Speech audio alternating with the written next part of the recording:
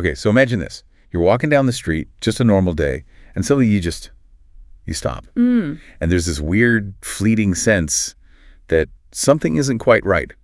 Like, you can't place it, but for a split second, reality just flickers. Yeah, I think people know that feeling. It's almost uncanny. Exactly. Maybe you see a bird just hanging there totally still, or someone seems to, I don't know, skip a few steps, and poof, it's gone. Right, and you immediately brush it off. Your brain says, nope, didn't see that. Totally. You think, I imagined it. But what if?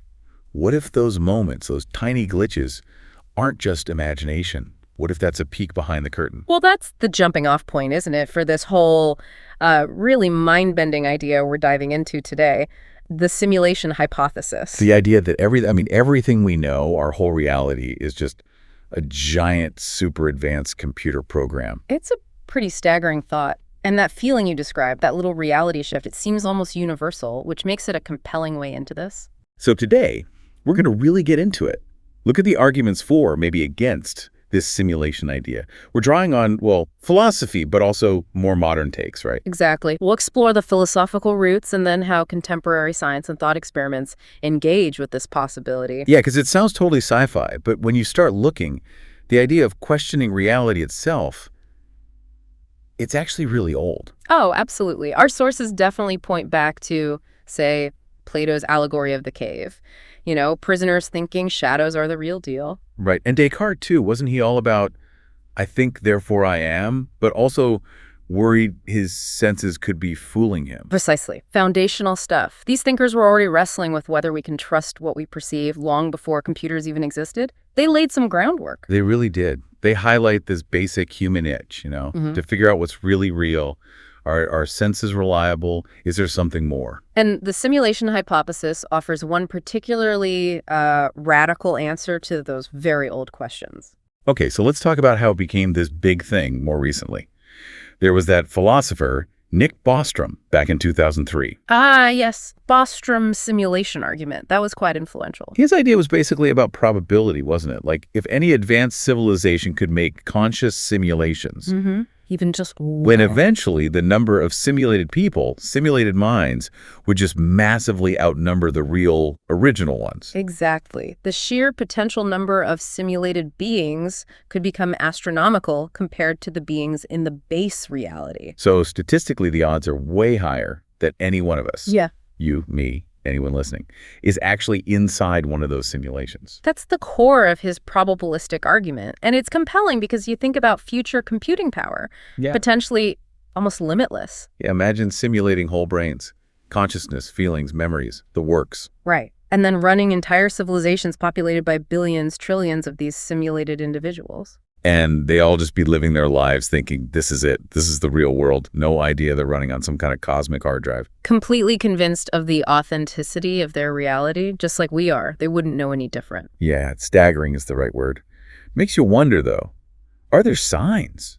Like little hints in our own reality that maybe it's not the base reality? Well, that's where it gets really intriguing. Some people point to certain, let's say, quirks in physics, things that seem a bit odd. Like what?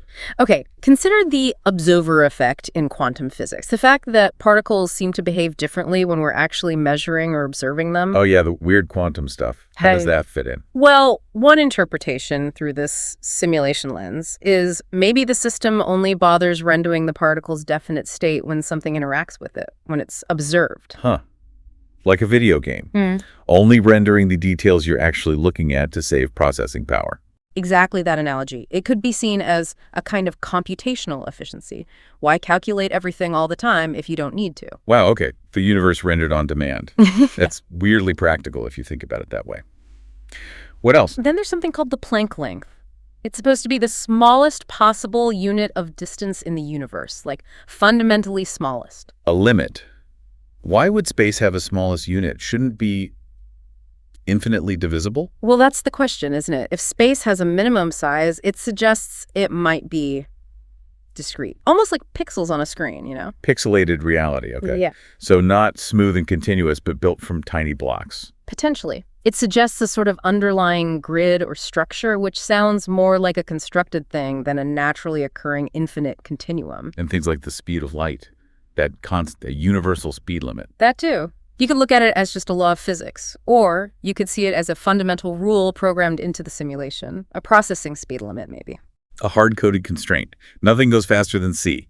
Okay, I see how these fundamental physics things could be reinterpreted. Right. They start to look less like inherent properties and maybe more like parameters set within a designed system. But it's not just physics, is it? Our sources mention more, like personal stuff, the anecdotal experiences. Ah, yes. The glitches in the matrix idea. Those moments people report worldwide. Yeah, things like eerie coincidences that seem way too specific, or people momentarily disappearing and reappearing, maybe with no memory of it. Time seeming to slow down, like in accidents. Yeah. Familiar places suddenly feeling wrong, somehow off. Mass déjà vu experiences. And those incredibly intense dreams that feel more real than being awake. Or even, though much rarer, people claiming the sky seemed to care or hearing voices. Now, it's really important to say many of these probably do have conventional explanations: psychology, memory tricks, perception errors. Sure, absolutely. Hallucinations, misinterpretations. You can't just jump to simulation. Definitely not. But if we're entertaining the simulation hypothesis, then maybe these aren't just errors in our brains, but errors in the code. Software bugs, rendering artifacts, little glimpses of the seams. It makes you think about memory, too. Like, why can't most of us remember being, say, 2 years old? Is that just brain development or? Or is it something else? Right. And what about that feeling some people have of not quite belonging in their own body, or even people strongly believing they've lived before? Right, past lives. Yeah. Within this simulation idea, could that be, like, issues with the memory files loading? Or maybe waking up too soon after a reboot? Remnants of a previous run? It throws up all sorts of questions about identity, doesn't it? If memory isn't stable, if it can be wiped or corrupted, what does that mean for who we are? Could those past life feelings be echoes, glitches in the memory system? Okay, this is definitely a rabbit hole. Yeah. So if we go further down, who or what would build this thing? Who's running the simulation? Well, the sources suggest a few possibilities. One is future humans are descendants running simulations of their ancestors, us. Ancestor simulations? That's a bit recursive, isn't it? Are we running simulations right now that might eventually? Whoa. It does get circular. Or maybe it's not humans at all. Maybe it's some vastly advanced alien civilization studying consciousness, perhaps? Testing us? Or what about AI? Could a super powerful AI have created this reality?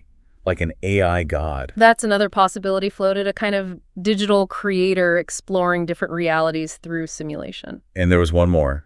The idea that this is all just a dream. Yeah, that you, the listener, are actually a higher version of yourself, and this life is just a dream you're having, and death here is just waking up there. Okay, my head hurts a little now. Yeah. Each one of those possibilities changes everything.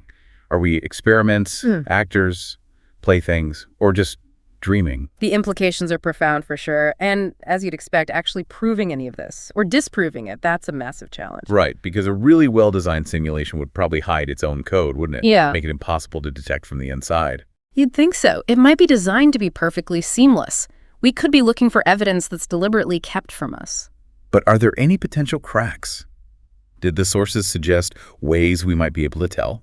Like accidental hints? There are some speculative ideas, potential backdoors, or maybe unavoidable artifacts of the simulation process. Like? Well, maybe looking for highly unnatural behavior in fundamental particles under extreme conditions, or finding unexpected, maybe artificial-looking patterns in the cosmic microwave background radiation, the echo of the Big Bang. Patterns in the universe's background noise. Okay.